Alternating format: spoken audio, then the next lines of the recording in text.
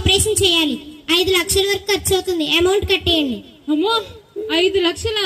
ఇప్పటికిప్పుడు 5 లక్షలు అంటే నేను ఎక్కడి నుంచి ఇస్తాను మేడం? మా ఇంట్లో పరిస్థితి 3 పూటలు గడవడమే చాలా కష్టంగా ఉంది మేడం. మా ఇంట్లో పరిస్థితి ఎటువంటిదంటే రెక్క ఆడితేనే గానీ డొక్క ఆడినటువంటి పరిస్థితి మేడం. నా 2 కూతురు ముఖం చూసి మీరే ఎలా అయినా కొంచెం. సరే చూస్తాను, కొంచెం చూడండి. నర్స్, పేషెంట్ కండిషన్ చెక్ చేయి.